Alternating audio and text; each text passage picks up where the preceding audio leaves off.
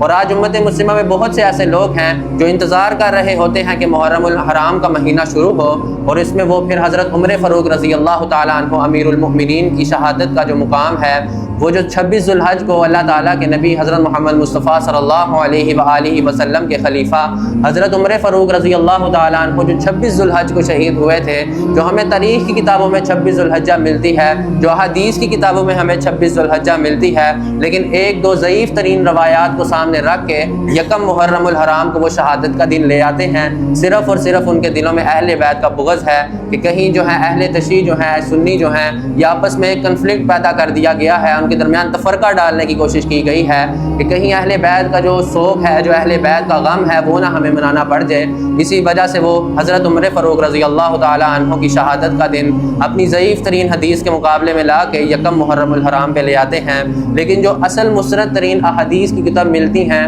جو ان میں روایات ملتی ہیں، جو تاریخ کی کتابوں میں روایات ملتی ہیں، وہ 26 ذو الحجہ ہے، اور صرف 26 ذو الحجہ کو ہی حضرت عمر فاروق رضی اللہ تعالیٰ عنہ امیر المؤمنین خلفائے راشدین میں سے جو خلیفہ تھے، اللہ تعالیٰ کے نبی کے جو خلیفہ تھے، وہ اس دنیا سے گئے تھے۔ یہ چیز ہمیں سمجھنی چاہیے کہ ہم کیوں اس طرح کرتے ہیں، ہم کیوں اہل بیت کی شان کو کم کرنے کے لیے، ان سے بغض رکھنے کے لیے ہم صحابہ کرام کو ان کے مقابلے میں لے آتے ہیں۔ وہ صحابہ کرام جو ساری زندگی خود اہل بیت کے مقابلے میں نہیں آنا چاہتے تھے اور نہ وہ آئے تھے، آج ہم دیکھتے ہیں کہ امت مسلمہ کوشش کرتی ہے کہ کسی نہ کسی طریقے سے اہل بیت کے مقابلے میں صحابہ کرام کی فضیلت بیان کی جائے، صحابہ کرام کا وہ شان بیان کی جائے۔ بالکل صحابہ کرام کی شان اپنی جگہ پہ ہے، ان کا مقام اپنی جگہ پہ ہے،